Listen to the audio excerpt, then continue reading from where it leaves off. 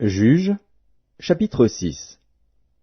Les enfants d'Israël firent ce qui déplaît à l'Éternel, et l'Éternel les livra entre les mains de Madian pendant 7 ans. La main de Madian fut puissante contre Israël. Pour échapper à Madian, les enfants d'Israël se retiraient dans les ravins des montagnes, dans les cavernes et sur les rochers fortifiés. Quand Israël avait semé, Madian montait avec Amalek et les fils de l'Orient, et il marchait contre lui. Il campait en face de lui, détruisait les productions du pays jusque vers Gaza, et ne laissait en Israël ni vivres, ni brebis, ni bœufs, ni ânes. Car ils montaient avec leurs troupeaux et leurs tentes, ils arrivaient comme une multitude de sauterelles, ils étaient innombrables, eux et leurs chameaux, et ils venaient dans le pays pour le ravager. Israël fut très malheureux à cause de Madian, et les enfants d'Israël crièrent à l'Éternel. Lorsque les enfants d'Israël crièrent à l'Éternel au sujet de Madian, l'Éternel envoya un prophète aux enfants d'Israël. Il leur dit, « Ainsi parle l'Éternel, le Dieu d'Israël. Je vous ai fait monter d'Égypte, et je vous ai fait sortir de la maison de servitude. Je vous ai délivrés de la main des Égyptiens et de la main de tous ceux qui vous opprimaient. Je les ai chassés devant vous, et je vous ai donné leur pays. Je vous ai dit, je suis l'Éternel, votre Dieu. Vous ne craindrez point les dieux des Amoréens, dans le pays desquels vous habitez. Mais vous n'avez point écouté ma voix. Puis vint l'ange de l'Éternel, et il s'assit sous le térébinthe d'Ophra, qui appartenait à Joas, de la famille d'Abiézer. Gédéon, son fils, battait du froment au pressoir, pour le mettre à l'abri de Madian. L'ange de l'Éternel lui apparut, et lui dit, « L'Éternel est avec toi, vaillant héros. » Gédéon lui dit, « Ah, mon Seigneur, si l'Éternel est avec nous, pourquoi toutes ces choses nous sont-elles arrivées? Et où sont tous ces prodiges que nos pères nous racontent, quand ils disent, « L'Éternel ne nous a-t-il pas fait monter hors d'Égypte? » Maintenant l'Éternel nous abandonne, et il nous livre entre les mains de Madian. L'Éternel se tourna vers lui, et dit, « Va avec cette force que tu as, et délivre Israël de la main de Madian. N'est-ce pas moi qui t'envoie? » Gédéon lui dit, « Ah, mon Seigneur, avec quoi délivrerai-je Israël? Voici, ma famille est la plus pauvre en Manassé, et je suis le plus petit dans la maison de mon père. » L'Éternel lui dit, « Mais je serai avec toi, et tu battras Madian comme un seul homme. » Gédéon lui dit, « Si j'ai trouvé grâce à tes yeux, donne-moi un signe pour montrer que c'est toi qui me parles. Ne t'éloigne point d'ici jusqu'à ce que je revienne auprès de toi, que j'apporte mon offrande, et que je la dépose devant toi. » Et l'Éternel dit, « Je resterai jusqu'à ce que tu reviennes. » Gédéon entra, prépara un chevreau, et fit avec un épha de farine des pains sans levain. Il mit la chair dans un panier et le jus dans un pot, les lui apporta sous le térébinthe, et les présenta.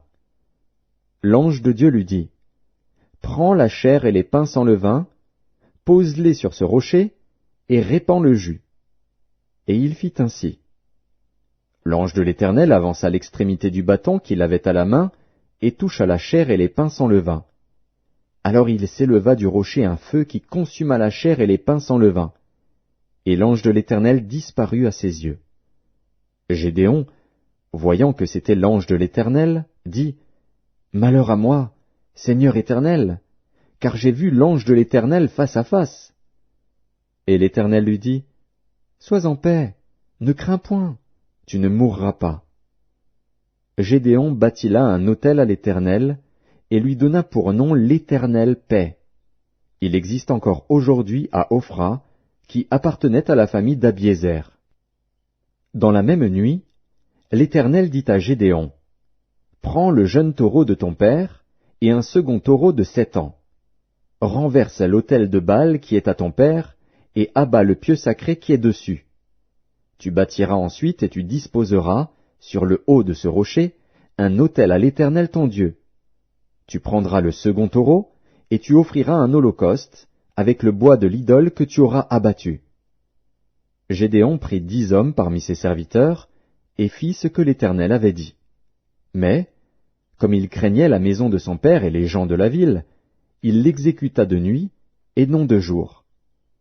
Lorsque les gens de la ville se furent levés de bon matin, voici, l'autel de Baal était renversé, le pieu sacré placé dessus était abattu, et le second taureau était offert en holocauste sur l'autel qui avait été bâti.